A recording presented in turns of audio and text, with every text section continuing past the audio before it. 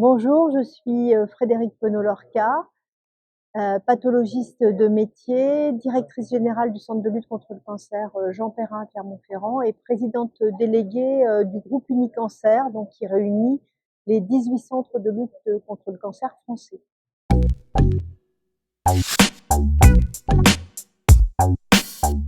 Les tests moléculaires font aujourd'hui partie intégrante du diagnostic et de l'établissement du pronostic et de la stratégie thérapeutique d'un patient en cancérologie. Malheureusement, on sait qu'aujourd'hui, le mode de financement de ces tests est encore imparfait. Les tests de biologie moléculaire sont aujourd'hui financés via une enveloppe fermée qui s'appelle l'enveloppe RIHN, qui renferme des actes de biologie moléculaire dits innovants. Il faut savoir que cette enveloppe a été créée en 2015 et qu'en fait très peu de tests sont sortis de cette enveloppe depuis. Aujourd'hui, quelles sont les conséquences de cela? La première conséquence, c'est que l'enveloppe étant fermée, les demandes de tests augmentant à peu près de 10% par an, le financement attribué aux établissements qui prescrivent ces tests est aujourd'hui à la hauteur à peu près de 50% du montant engagé pour payer le test.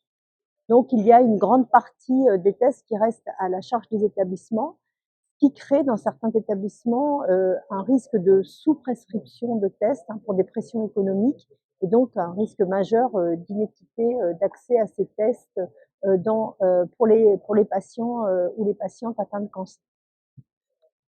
Par ailleurs, on peut se féliciter que la Haute Autorité de Santé ait engagé une démarche de faire sortir un certain nombre de tests de cette enveloppe RIHN en partant maintenant sur les tests de séquençage au débit et sur des indications précises. Ça faisait longtemps qu'on demandait de préciser les indications.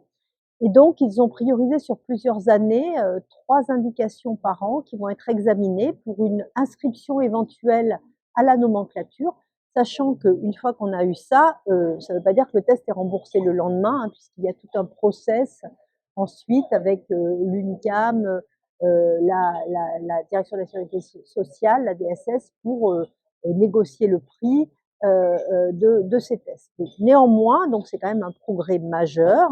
Progrès majeur, oui, mais on reste quand même un peu méfiant parce que si aujourd'hui on arrive à rembourser certains tests, donc les 3 prioritaires, c'est poumons, sarcome et pathologie lymphoïde, rien n'est prévu vraiment pour encadrer ce remboursement. Et aujourd'hui, pour les hôpitaux publics ou participants au service public comme les centres Unicancer, la plupart des tests que nous effectuons sont sur des patients qui sont hospitalisés, soit en mode d'hospitalisation complète ou d'hôpital de jour, pour lequel en fait on dispose d'une enveloppe, une enveloppe contenue qui s'appelle un GHS. Et donc, si on doit faire des tests moléculaires, eh bien ces tests moléculaires devront être compris dans cette enveloppe. Donc, si l'enveloppe n'augmente pas, eh bien ça va nous pénaliser financièrement de façon majeure. Et on se dit finalement, le RIHN, même si on est financé qu'à moitié, c'était pas si mal parce qu'au moins on touchait une partie des tests, alors que là on ne touchera rien.